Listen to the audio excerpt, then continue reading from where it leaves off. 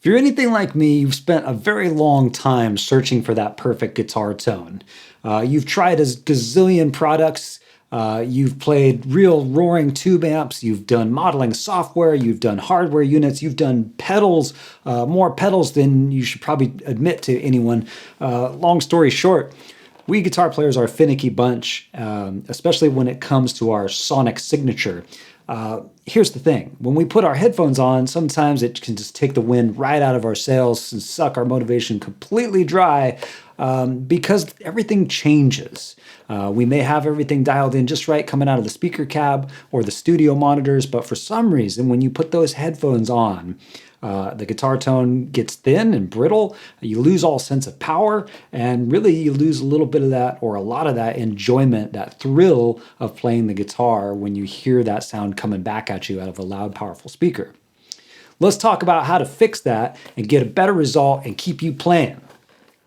In order for you to get the most out of this video, I'm going to recommend you grab your headphones right now, put those things on, and let's get going. So once again, I'm playing my guitar through the Fractal Audio Axe FX 3. I'm playing a Friedman amp model. This is the version 1 Fat. Sounds like this without any effects added. It's just the amp and the cab, nothing else.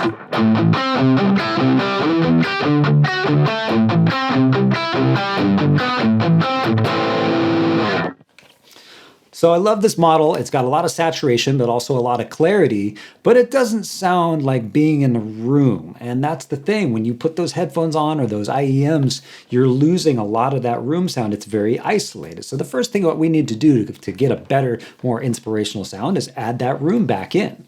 Number of ways you can do that. I like to add a separate block in the Axe effects so that I'm getting a room reverb. Now, if you're running live, you may not want that to come through the mains, or in other words, have the house hear that room reverb added to your track. It might lose some of its edge for the audience or even your bandmates. So I like to have a separate signal path so that that goes directly to my ears, but it does not go to the front of house.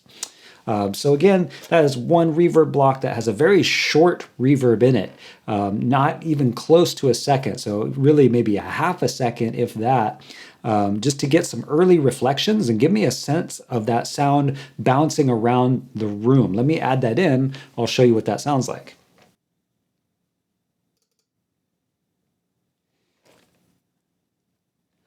So here I have a medium room sound, and that is just under a second worth of decay there, and this is what that adds to the mix.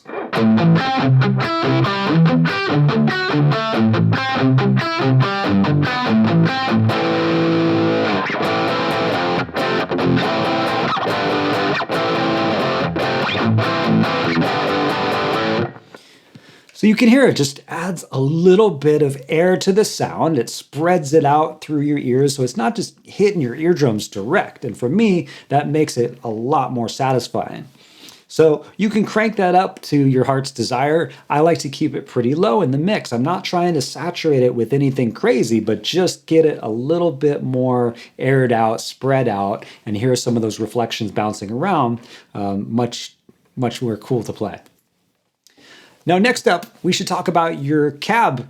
Whether you are miking something that's in a room, an actual physical cab, or you're doing a speaker model, stereo is the way to go. This is the wave of the future. We've got to get into the stereo left-right thing.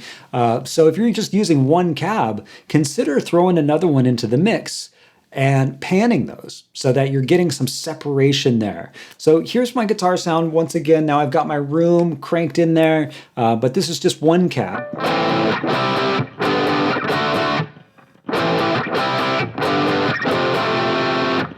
Now listen to what happens as I add another cab in and pan these out. So I'll pan it to about 25 on either side. Here's my other cab. And now listen to what that's done to the sound.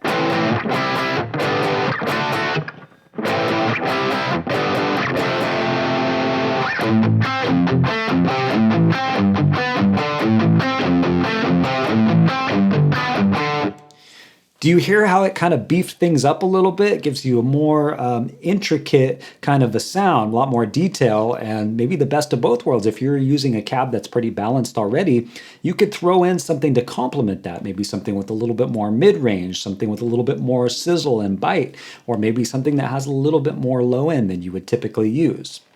So something else we're going to want to take a look at is something that's called the proximity effect. So a microphone, when you stick that close to something, the closer you get to the source, the more you're getting a proximity effect, which is a boost in the low end. So we can simulate that if you're lucky enough to have a fractal Axe-Fx or a FM3. You can simulate that in the cab block, and we're looking at the proximity feature. I'm just going to turn that up to about 2 on both cabs I've got going here. And here's what we have without it.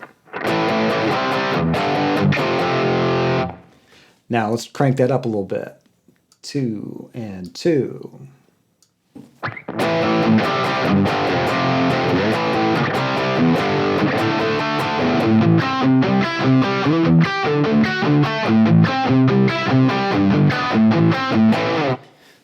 Love it. So if you're listening with headphones, you're hearing that there is a lot more beef and weight and impact to the sound, which guitar players like us are going to love that sort of thing. So again, if you're lucky enough to have an Axe-Fx 3 or an FM3, there is another great feature that you've got to know about, and that is the gain enhancer. Now, this is not enhancing the overdrive or adding even more saturation in a traditional sense, but what it's doing is actually emulating the coupling that you get from standing with your guitar in front of a speaker source. So what I mean to say is that when you have sound coming back, that's coming back into your pickups. This is actually giving you several decibels of boost in the low-mid frequencies. So when we turn that on, if you're playing and having the same sound come through front of house, you may find that this thickens up your sound too much. But it's something that, like the good hot sauce, little goes a long way in most situations. So try cranking that on as a starting point. Keep your output comp threshold at about -40, and then give yourself about 1.5 to 2 of gain enhancement. So if you play through that, you'll probably see about 5 decibels of that compression thing happening. That may be too much, that may be too little for the effect that you're looking for, but I think a great way to go is to add more than you think is needed and then dial that back. So start with something that's very obvious so you can hear the effect that it's having, and then kind of rein it in and find that sweet spot. So now that I've had this gain enhancer on there, my guitar now sounds like this.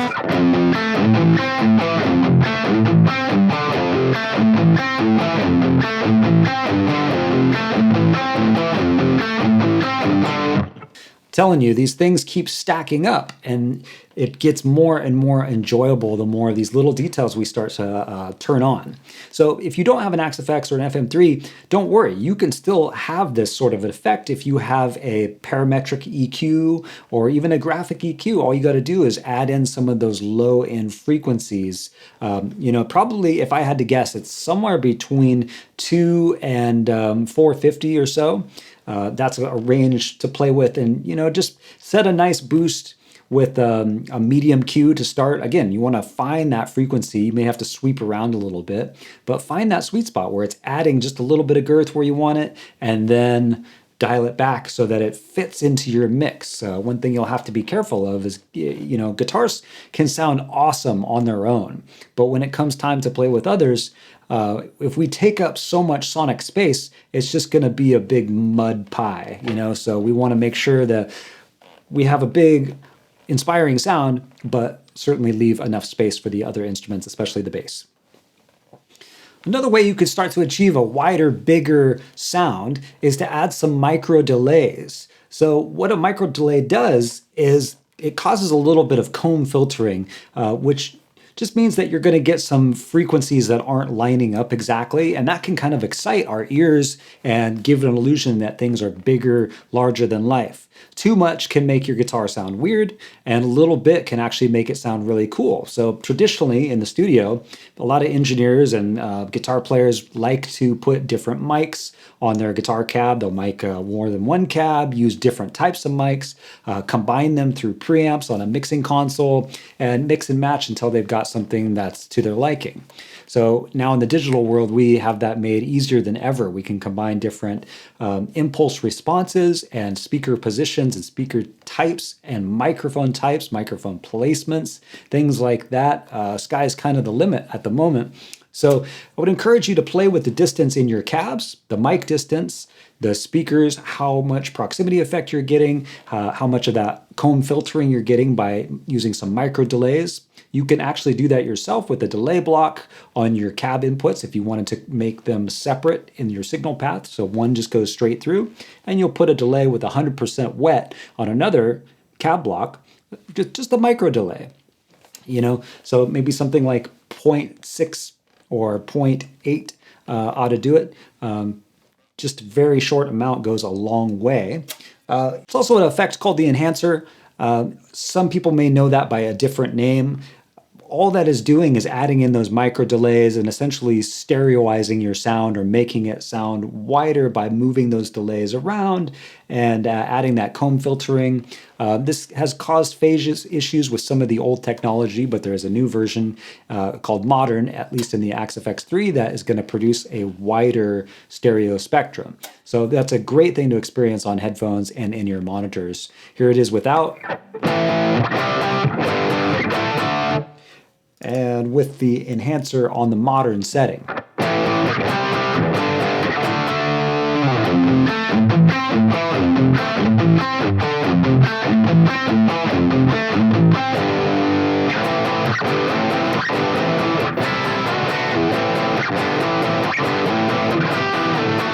I should also mention that TC Electronic makes a pedal called Mimic that does those micro delays. So it can produce something subtle, or it can produce something that's like a full-on double-tracked guitar sound.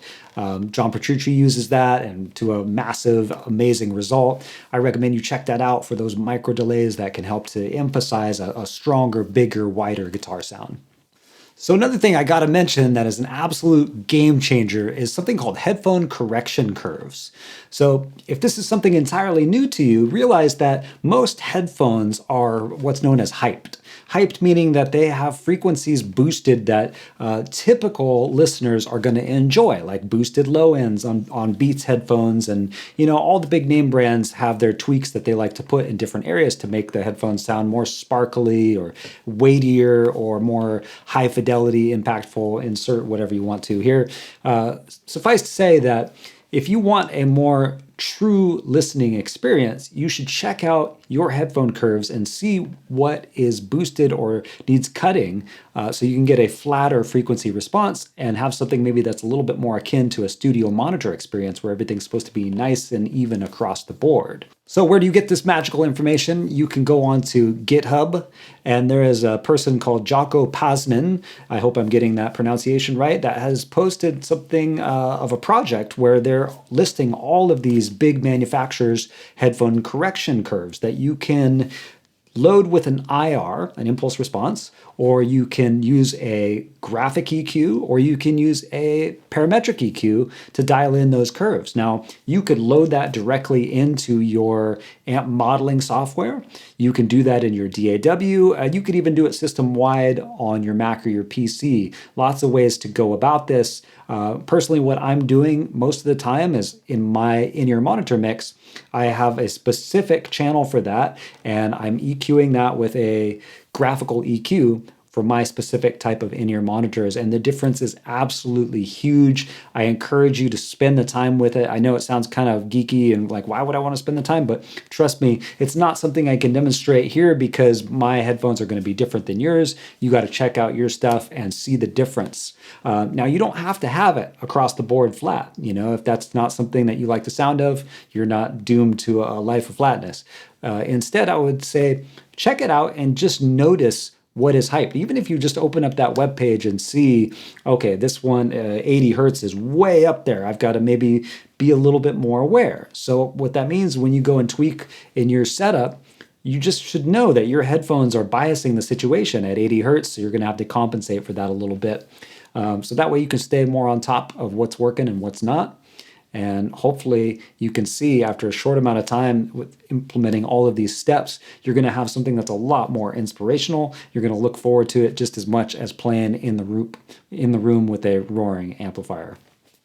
So lastly, we got to talk about volume. This is one of the things that makes the biggest difference. And we've all had that beautiful sensation, much like that scene in Back to the Future where you strike the chord and you're practically blown away by the experience. Is there any substitute? Not really. But certainly when you're dialing in your headphone mix, you got to give yourself enough volume to at least feel it a little bit. I know there is a fine line between that pain threshold or, just the right level where you're getting that inspiration. So please be careful. Don't make it painful, but turn it up until you just start to feel that inspiration flow a little stronger. One thing I should mention is you should invest in having a limiter on your headphone mix, your in-ear monitor mix, just in case something gets unplugged, an obnoxious bandmate, or maybe a less than competent sound man could make a permanent difference on your hearing or lack thereof. So be careful, consider that limiter in your chain. Hope this has been helpful for you. I know it's sort of a science experiment getting all these things dialed in just the right way. But just a quick recap, we talked about adding some room sound. And of course, you could do that the organic way too. Set up some mics in the room. It could be as simple as an SM57. One or two of those is going to go a long way into giving you the sense of dimension and space. And that's something that our ears really crave. Another thing we talked about is just emulating that room through the impulse response or through a reverb. So you can get a very short, I would recommend less than a second worth of decay. So really we're talking about early reflections that are going to give you some sense of space, not too strong. I would guess with the mix somewhere between 5 and 15% would probably be the magic number. But again, it's all about what you want. Additionally, we talked about using different impulse responses or different speakers combined. So in the real world, that would look like maybe multiple speaker cabinets with multiple microphones, getting them all balanced out. So you've got some panning and some different spacing between the sound source. So when the sound source comes out, you're getting a slight delay maybe on one side. And that brings us right into the next topic that thickens up the sound, is the use of micro delays. So we were using the idea of an enhancer or a micro delay to offset one side of the stereo spectrum so that it hits your ears just a little bit later, in turn widening, stereoizing that signal to give you something a little more special. We talked about volume. We talked about adding some mid-range boost, low mid-range from coupling is where you get that in the organic world. So, right, the speaker's coming back into your pickups. It produces a few decibels of a powerful low mid thump. Again, this stuff is hard to balance out, but a little bit of it goes a long way. Don't forget those headphone correction curves. I'm going to leave a link in the description so that you can find those and try those out. That's really something special. I think you're going to dig it. Let me know how it all comes together. Let me know if you're still struggling. And if you have questions, I would love to hear from you. Good luck with it. It's all going to be worth it in the end, I promise. Keep it going, guys. Talk to you soon.